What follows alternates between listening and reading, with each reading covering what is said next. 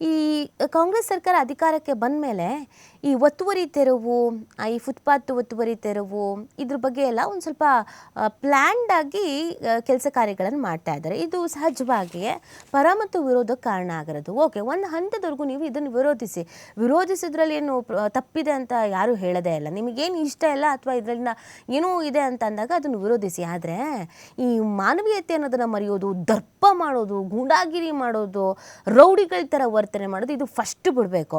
ಈ ಒತ್ತುವರಿ ತೆರವಿನ ಸಂದರ್ಭದಲ್ಲಿ ಸಿಬ್ಬಂದಿ ಮೇಲೆ ಹಲ್ಲೆ ಮಾಡಲಾಗಿದೆ. ಸಿಬ್ಬಂದಿನ ನಿಮ್ಮ ತಂದೆಯವರ ಹಣದಲ್ಲಿ ಸ್ಯಾಲ್ರಿ ಕೊಟ್ಟು ಇಟ್ಕೊಂಡಿದ್ದೀರಾ? ಇಲ್ಲ ತಾನೆ? ಅಥವಾ ನಿಮ್ಮನೆಯಿಂದ ಏನಾದರೂ ಕೆಲಸ ಮಾಡಿಸ್ಕೊತಾ ಇದ್ದೀರಾ? ಇಲ್ಲ ತಾನೆ?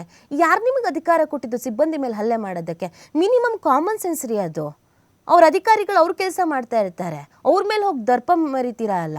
ಮಾನ ಮರ್ಯಾದೆ ಅನ್ನೋದು ಒಂದು ಚೂರಾದರೂ ಇರಬೇಕು ನೋಡಿ. ಇದು ನಿನ್ನೆ ಸಿಕ್ಕಾಪಟ್ಟೆ ಹೈಡ್ರಾಮಕ್ಕೆ ಕಾರಣ ಆಯಿತು. ನೀವು ವಿರೋಧಪಡಿಸಿ ಕುತ್ಕೊಳ್ಳಿ, ಒಂದು ಕಡೆ ಪ್ರತಿಭಟನೆ ಮಾಡಿ, ಹೋರಾಟ ಮಾಡಿ, ನೀವೇನು ಬೇಕಾದ್ರೂ ಮಾಡ್ಕೊಳ್ಳಿ.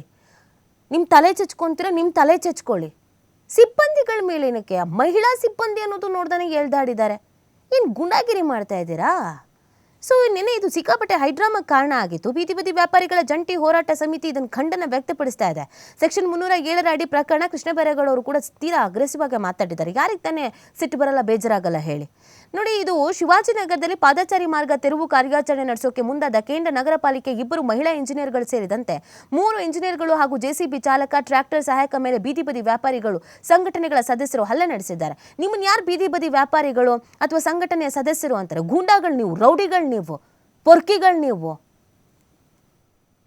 ಸಾರ್ವಜನಿಕರ ಸುರಕ್ಷಿತ ಹಾಗೂ ಸುಗಮ ಓಡಾಟಕ್ಕೆ ಅನುಕೂಲ ಕಲ್ಪಿಸುವ ದೃಷ್ಟಿಯಿಂದ ಕೇಂದ್ರ ನಗರ ಪಾಲಿಕೆ ವ್ಯಾಪ್ತಿಯ ಶಿವಾಜಿನಗರದ ಬಸ್ ನಿಲ್ದಾಣದ ಸಮೀಪದ ಪಾದಾಚಾರಿ ಮಾರ್ಗದ ಒತ್ತುವರಿನ ತೆರವುಗೊಳಿಸ. ಇನ್ನು ಸೀಮೆಗಿಲ್ದಿರೋದು ನಿಮ್ದು ಮಾತ್ರ ಅಲ್ಲಿ ಚೇಂಜ್ ಮಾಡಕ್ ಬಂದಿದ್ರಾ? ಇಲ್ಲಿ ಮಲ್ಲೇಶ್ವರಂನಲ್ಲಿ, ಜೆಪಿ ನಗರದಲ್ಲಿ, ಬೇರೆ ಬೇರೆ ಭಾಗಗಳಲ್ಲಿ, ಜಯನಗರದಲ್ಲಿ ಮಾಡಿಲ್ವಾ? ಅಲ್ಲೂ ಹಿಂಗೆ ವರ್ತನೆ ಮಾಡಿದ್ರಾ? ಏನು ಅನ್ಕೊಂಡಿದ್ದೀರಾ ನಿಮ್ಮನ್ನು ನೀವುಗಳು?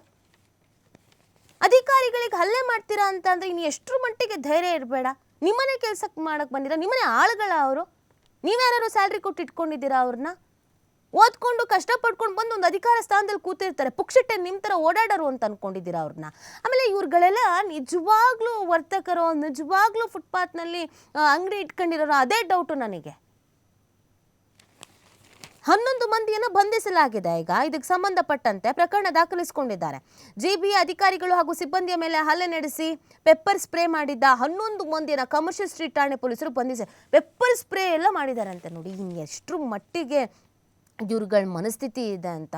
ಒಬ್ಬೊಬ್ಬನ್ನು ನೋಡಬೇಕು ಇಲ್ಲಿ. ಭರತು, ರಂಜಿತ್ತು, ಬಸವರಾಜು, ಕಿರಣ್, ಪಾಪಣ್ಣ, ರಘು, ಕೊಟ್ರೇಶು, ಪರಶುರಾಮು, ಮುಜಾಹಿದ್ದು, ರಂಗಸ್ವಾಮಿ ಇವ್ರನ್ನೆಲ್ಲ ಈಗ ಬಂಧಿಸಲಾಗಿದೆ. ಒಬ್ಬರು ಅಂಗಡಿ ವ್ಯಾಪಾರ ಮಾಡೋ ಥರ ಹುಟ್ಟಿಲ್ಲ ಅವ್ರಗಳ ಮಕ ನೋಡಿದ್ರೆ.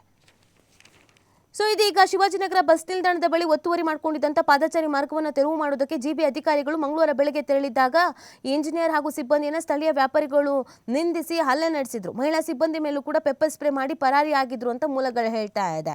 ಸೊ ಕೃಷ್ಣ ಬೈರೇಗೌಡರು ಇದಕ್ಕೆ ಸಂಬಂಧಪಟ್ಟಂತೆ ಮಾತನಾಡಿದ್ದಾರೆ. ಏನು ಹೇಳಿದ್ದಾರೆ ಕೇಳೋಣ ಬನ್ನಿ. ಕಾನೂನು ಪ್ರಕಾರ ನಮ್ಮ ಅಧಿಕಾರಿಗಳು ಕೆಲಸ ಮಾಡೋವಾಗ ಅವರಿಗೆ ಅಡ್ಡಿಪಡಿಸೋದು ಅಥವಾ ಅವ್ರ ಮೇಲೆ ಹಲ್ಲೆ ಮಾಡೋದು ಮಾಡಿದರೆ ನಾವಂತೂ ಸುಮ್ಮನೆ ಇರೋದಿಲ್ಲ. ಸ್ಪಷ್ಟವಾಗಿ ನಾನು ಹೇಳಲಿಕ್ಕೆ ಬಯಸ್ತೇನೆ. ಇದನ್ನ ಬರೀ ಬಾಯಿ ಮಾತಿನಲ್ಲಿ ಹೇಳೋದಲ್ಲ, ಕಾರ್ಯರೂಪದಲ್ಲೂ ಕೂಡ ಮಾಡ್ತೇವೆ. ಇದರಿಂದ ಕೆಲವರು ತೊಂದರೆಯನ್ನು ಕೂಡ ಅನುಭವಿಸ್ಬೇಕಾಗತ್ತೆ.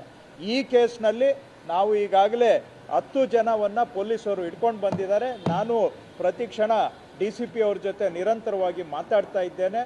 ಮತ್ತು ಆ ಮೇಯ್ನು ಈಗ ತಕ್ಷಣ ನನಗೆ ಆ ಮೇಯ್ನು ಬಸವರಾಜು, ಆ ಗ್ಯಾಂಗ್ ಲೀಡರು, ಅವನು ಮೋಸ್ಟ್ಲಿ ಅವನೇನು ಈ ಥರ ದಂಧೆಯಲ್ಲಿ ಇದ್ದಾನೆ ಅಂತ ಕಾಣ್ತಾ ಇದೆ ಮೇಲ್ನೋಟಕ್ಕೆ. ನನಗೆ ಇಲ್ಲಿವರೆಗೂ ಬಂದಿರೋ ಪ್ರಾಥಮಿಕ ವರದಿ ಪ್ರಕಾರ ಅವನನ್ನು ಕೂಡಲೇ ಅರೆಸ್ಟ್ ಮಾಡಿ ಸಾಧ್ಯ ಆದರೆ ಅವನ ಮೇಲೆ ಗೂಂಡಾಗಿರಿ ಕೇಸನ್ನು ಕೂಡ ಹಾಕಬೇಕು ಅಂತಲೂ ನಾನು ಪೊಲೀಸರಿಗೆ ಸೂಚನೆಯನ್ನು ಕೊಟ್ಟಿದ್ದೆ.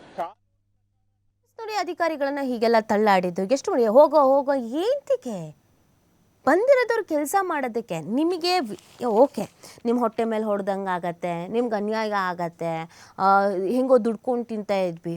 ಅದಕ್ಕೊಂದು ರೀತಿ ನೀತಿ ಅಂತಿರುತ್ತೆ. ಯಾಕೆ ಇಲ್ಲಿ ಮಲ್ಲೇಶ್ವರಮಲ್ಲೆಲ್ಲ ಅಸಮಾಧಾನ ವ್ಯಕ್ತಪಡಿಸ್ಲಿಲ್ವಾ? ಆಕ್ರೋಶ ವ್ಯಕ್ತಪಡಿಸ್ಲೇ ಇಲ್ವಾ? ಕಣ್ಣೀರು ಹಾಕೊಂಡು ಕೂತಿದ್ರು, ಮನವಿ ಮಾಡಿದ್ರು, ಮನವಿ ಪತ್ರ ಸಲ್ಲಿಕೆ ಮಾಡಿದ್ರು.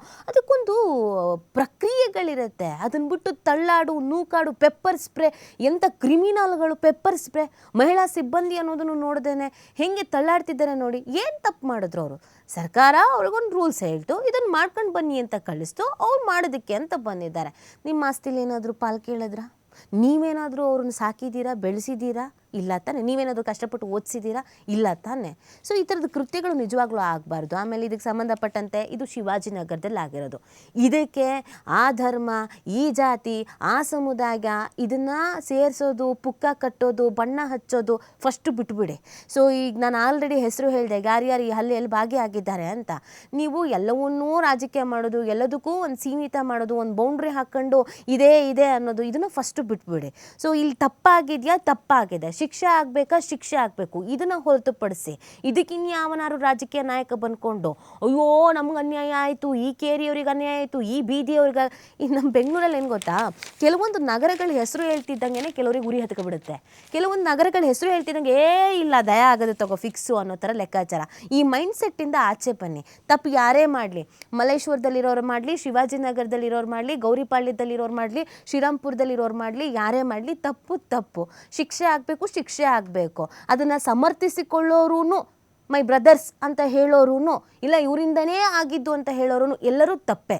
ಸೊ ಇಲ್ಲಿ ಏನು ತಪ್ಪಾಗಿದೆ ಅದನ್ನು ಸರಿಪಡಿಸೋ ಕೆಲಸ ಮಾಡಿ. ನೆಕ್ಸ್ಟ್ ಈ ಥರ ಆಗದಿರೋ ಥರ ನೋಡಿ. ಆಮೇಲೆ ಎಲ್ಲದಕ್ಕಿಂತ ಹೆಚ್ಚಾಗಿ ಅಧಿಕಾರಿಗಳಿಗೆ ಅವ್ರಿಗೊಂದು ನೀವೇನು ಎಚ್ಚರಿಕೆ ಅಂತ ಇವ್ರು ಎಚ್ಚರಿಕೆ ಕೊಡ್ತಾರೆ, ಹೊಡೆಯೋಕ್ಕೆ ಹೋಗ್ತಾರೆ, ತಳ್ಳಕ್ಕೆ ಹೋಗ್ತಾರೆ, ಅಥವಾ ಹೊಡಿತಾರೆ, ಹಲ್ಲೆ ಮಾಡ್ತಾರೆ ಅಂದಾಗ ಅವ್ರಿಗೆ ಎಲ್ಲಿಂದ ಬರುತ್ತೆ ಧೈರ್ಯ? ಅಥವಾ ಹೆಂಗೆ ಸಾಧ್ಯ ಆಗತ್ತೆ? ಓಕೆ ನಮಗೆ ಯಾರು ಹಲ್ಲೆ ಮಾಡಲ್ಲ, ಅವ್ರಿಗೂ ಒಂದು ಬೇಕಲ್ಲ, ಸೇಫ್ಟಿ ಅನ್ನೋದು ಬೇಕಲ್ಲ. ಕ್ರಮಕ್ಕೆ ಏನು ಕೈಗೊಂಡಿದ್ದೀರಾ ಅನ್ನೋದನ್ನ ಅಧಿಕಾರಿಗಳು ಕೇಳ್ತಾರೆ. ಪುಕ್ಷಟ್ಟೆ ಇಲ್ವಲ್ಲ ಅಧಿಕಾರಿಗಳು. ಸೊ ಅವ್ರಿಗೆ ಹೆಂಗೆ ಶ್ರೀರಕ್ಷೆಯನ್ನು ಕೊಡಬೇಕು ಅನ್ನೋದ್ರ ಬಗ್ಗೆಯೂ ಕೂಡ ಯೋಚನೆ ಮಾಡೋದು ತುಂಬಾ ಇಂಪಾರ್ಟೆಂಟ್ ಆಗುತ್ತೆ.